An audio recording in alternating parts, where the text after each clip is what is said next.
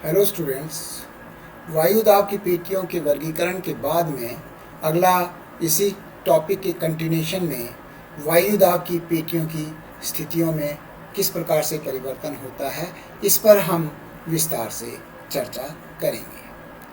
देखिए, सूर्य के उत्तरायण और दक्षिणायन की स्थितियाँ, स्थल तथा जल के स्वभाव में अंतर आदि कारकों के कारण वायुदाब में दैनिक तथा वार्षिक परिवर्तन होते रहते हैं।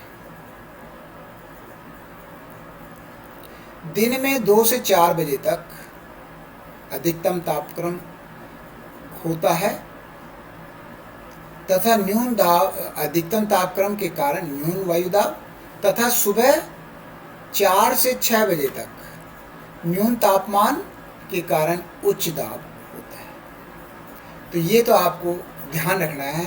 ये क्या है, जीके के क्वेश्चंस बनते हैं कि न्यूनतम तापमान कब होता है, उच्चतम तापमान कब होता है, तो उसी के आधार पर तापमान के आधार पर न्यूनतम दाब और अधिकतम दाब का भी समय वही रहेगा। 2 से 4 बजे तक अधिकतम तापक्रम के कारण न्यूनतम दाब होता है और सुबह 4 बजे से लेकर 6 बजे तक न्यूनतम तापमान होता है, इस वजह से उच्चतम दाब होता है। इसी तरह स्थलीय भागों में दिन में न्यूनतम दाब तथा समीपी सागरों में उच्च वायुदाब होता है। स्थलीय भाग में दिन में, क्योंकि स्थल में मिट्टी गर्म हो जाती है, तापमान अधिक होता है, तो न्यून दाब हो गया। तथा समीपी सागरों में सागर देर से गर्म होते हैं, देर से ठंडे होते हैं, तो यहाँ पर तापमान कम होता है तो उच्च वायुदाब हो जाता है। और रात्रि में इसके विपरीत स्थिति होती है। सूर्य के उत्तरायण के समय सूर्य की किरणें उत्तरी गोलार्ध में सीधी पड़ती हैं, जिस कारण ध्रुवीय उच्च वायुदाब पेटी के अलावा सभी वायुदाब की पेटियां उत्तर की ओर खिसक जाती हैं। ये मैंने तुम्हें इसमें बताया था। ये इस प्रकार से ऊपर की ओर सरक रही हैं, इधर गर्मियों में ऊपर की ओर और सर्दियों में नीचे की ओर सरकती हैं। तो ये मैं आपको बता चुका, एक्सप्लेन कर दिया, लेकिन आप इसमें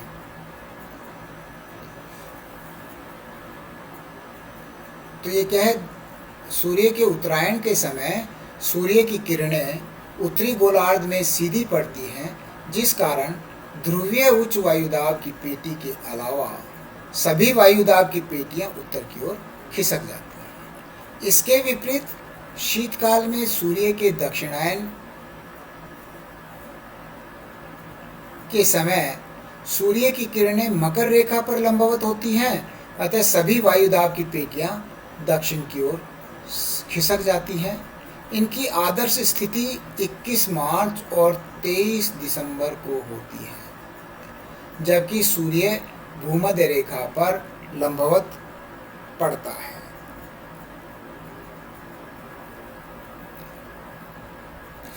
दाब प्रवणता तथा पवन संचार, यानी कि अब वायु दाब है, उसकी वजह से वायुदाब की दाब प्रवणता यानी कि ग्रेडियंट, जितना वायुदाब की रेखाएं नज़दीक होंगी, इसका मतलब वायुदाब तीव्र है, यानी कि दाब प्रवणता अधिक है।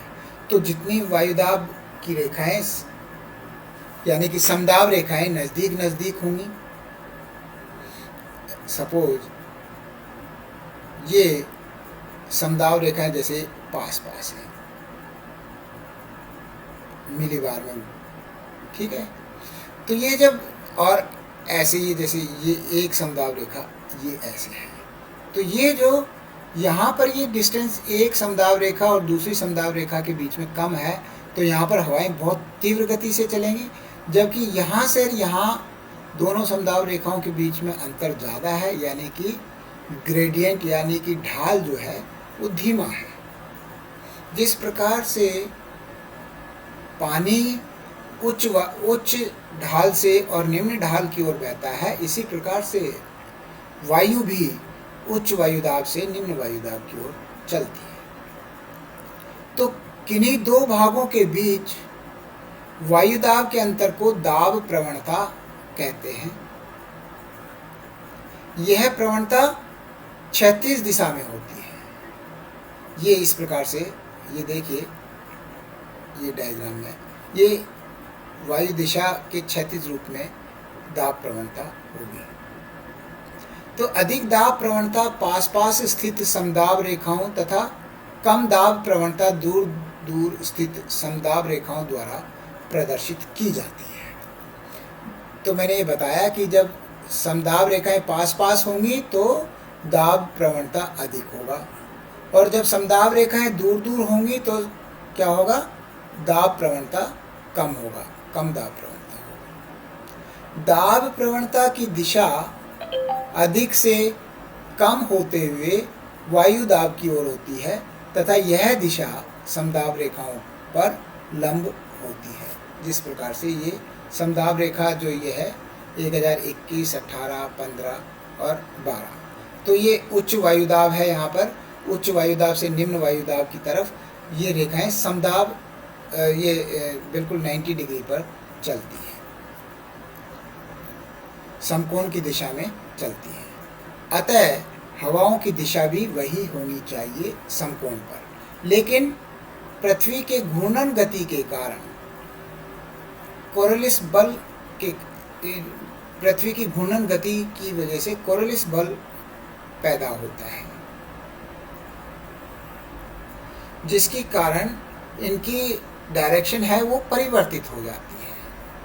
अर्थात हवाएं समदाब रेखाओं के समकोण पर न होकर न्यून कोण काटकर बहती हैं। ये इस प्रकार से ना बहकर और न्यून कोण बनाते हुए चलती हैं। इस प्रकार से यों जाने के लिए यों न्यून कोण बनाते हुए चलती है।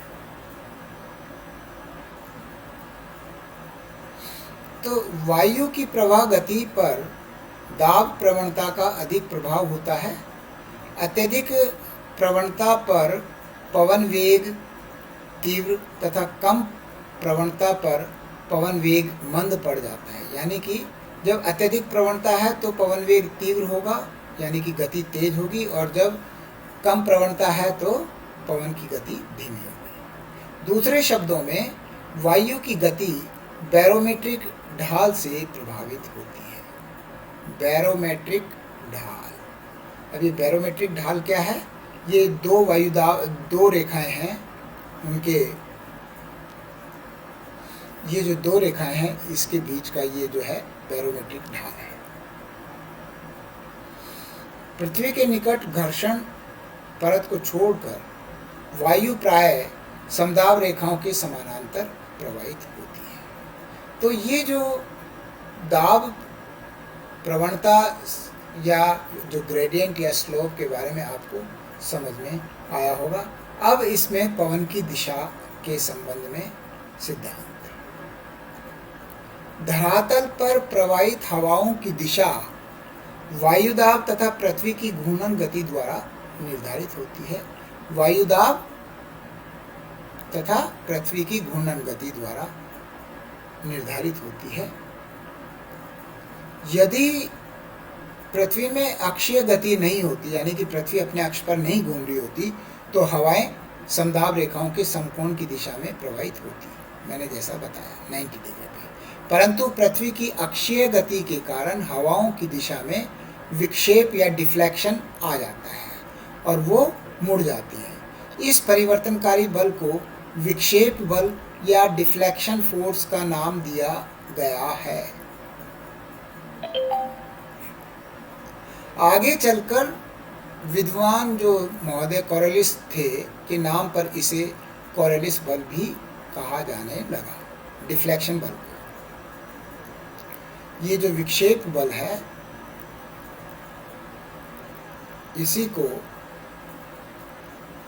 इसी के कारण जो हवाएं जो 90 डिग्री पे चलनी चाहिए वो न्यून कोण बनाते हुए और डिफ्लेक्ट हो जाती हैं, और क्योंकि पृथ्वी की घूर्णन गति के कारण। और इसको कोरियोलिस बल भी कहा जाता है, क्योंकि जी कोरियोलिस ने इसकी खोज की थी। इस विक्षेप बल के कारण उत्तरी गोलार्ध में सभी हवाएं प्रवणता की दिशा, जैसे उत्तरी गोलार्ध में ये मान लो 30 डिग्री है, तो ये उच्च वायुदाब है और ये निम्न वायुदाब है। तो ये हवाएं यूं 90 डिग्री पे चलने के बजाय और ये इधर दक्षिणी गोलार्ध है, यहाँ पर हवाएं यूं चलेंगी 90 डिग्री। अब देखिए, इस विक्षेप बल के कारण उत्तरी गोलार्ध में सभी हवाएं प्रवणता की दिशा की दाहिनी ओर, यानी कि सपोज मैं ऐसे जा रहे हैं, ठीक है, तो मेरा दाहिना ये हो गया, ऐसे जा रहे हैं तो ये ऐसे हो गया, ठीक है, यूं जा रहे हैं तो ये बाईं ओर, ठीक है, दक्षिणी गोलार्ध में।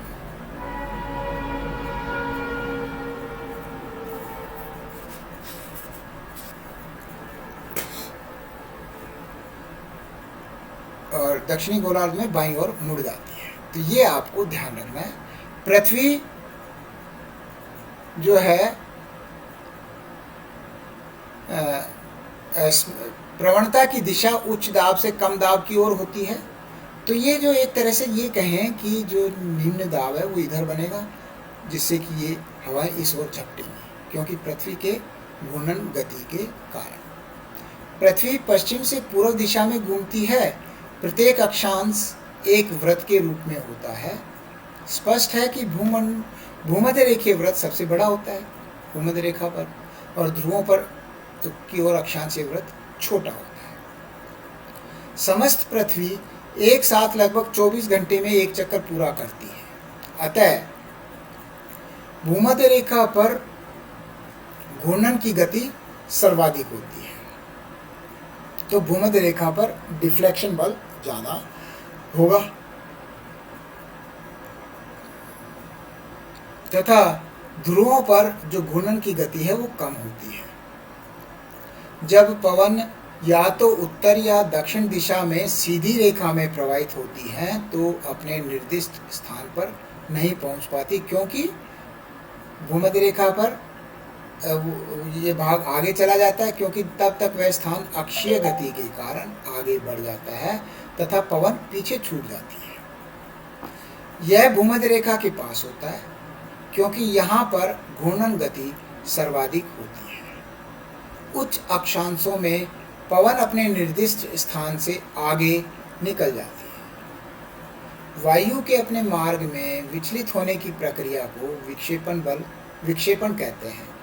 इस आधार पर फेरल नामक विद्वान ने पवन दिशा संबंधी अपने मत का प्रतिपादन किया, मतलब पवन की दिशा के संबंध में, जिसे फेरल का नियम कहते हैं। जिस दिशा में पवन प्रवाहित हो रही है, यदि उस दिशा में मुख करके अथवा जिस दिशा से पवन आ रही है उस दिशा की ओर पीठ करके खड़े हो जाएं, तो हवाएं उत्तरी गोलार्ध में दाहिनी ओर और दक्षिणी गोलार्ध में बाईं ओर मुड़ जाएंगी, जो कि ये डायग्राम के द्वारा प्रदर्शित किया। भूमध्य रेखा पे देखिए, मैंने बताया था ये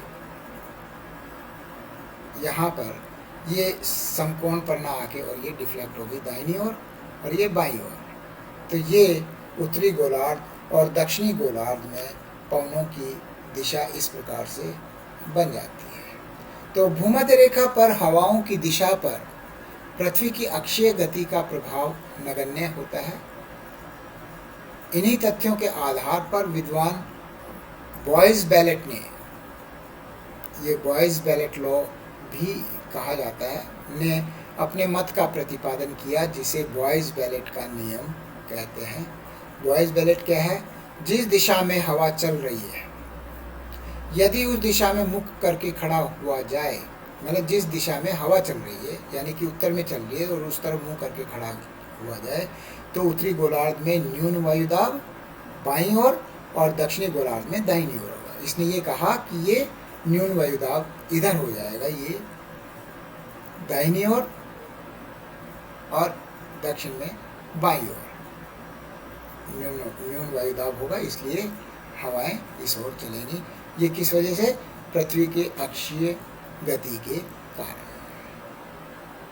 वायु की दिशा पर घर्षण का भी प्रभाव होता है। घर्षण का बल हवा की दिशा के विपरीत कार्य करता है। असमान धरातल पर घर्षण का प्रभाव अधिक होता है। ऊंचाई के मतलब असमान धरातल होगा, वहां पर घर्षण का प्रभाव अधिक होगा। ऊंचाई के साथ घर्षण का प्रभाव कम होता जाता है। क्यों? क्योंकि ऊंचाई के साथ में घर्षण कम क्यों होगा? क्योंकि धरातल से संपर्क कम हो जाता है। घर्षण के कारण हवा समदाब रेखा के समानांतर न होकर कोण बनाकर प्रवाहित होती है। हवा की सामान्य दिशा वह होती है जिस ओर से हवा आती है। मतलब अगर हवा यूं आ रही है तो इसकी दिशा ये वाली होगी, यानी कि यूं कहो ये जैसे मान लो नॉर्थ, साउथ, ईस्ट और वेस्ट। तो अगर देखिए अब इससे समझिए, हवा की सामान्य दिशा वह होती है जिधर से हवा आती है, यानी कि अब ये हवा यूं चल रही है तो ये पश्चिम से हो गई, तथा उत्तर से दक्षिण दिशा की ओर चल रही है तो उस हवा को उत्तर से, अगर इधर से चल रही है इधर की तरफ जा रही है तो उत्तरी हवा, और ये पश्चिमी हवा। और अगर कोई सपोज ये ऐसे पर्वत आ गया बीच में, हवा के बीच में, तो ये हवा जैसे ये चली और ये पर्वत के ऊपर की ओर टकरा के ऊपर की ओर जा रही है, तो इसको क्या बोलेंगे? पवनमुखी ढाल। ये कौन सा हो गया? पवनमुखी ढाल हो गया ये।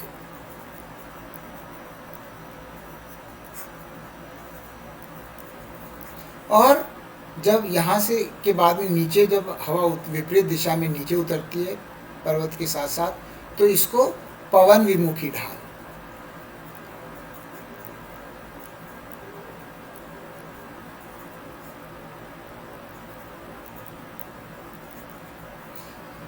इसको इंग्लिश में विंडवर्ड पवनमुखी को विंडवर्ड, ढाल का मतलब स्लोप, और ये जो पवन विमुखी का मतलब लीवर्ड साइड, लीवर्ड स्लोप। तो ये आपको वायुदाब से संबंधित जो भी लेक्चर था, ये मैंने आपको पूरा एक्सप्लेन किया। वायुदाब पेटियाँ, वायुदाब किस प्रकार से निर्धारित होता है। इसके बाद में अब अगला टॉपिक है वायु या पवनों के बारे में पढ़ेंगे, जो कि वायुदाब के आधार पर ही निर्धारित होती है पवनों की दिशाएं। तो ये लेक्चर यहीं कंप्लीट होता है। Thank you. जय हिंद।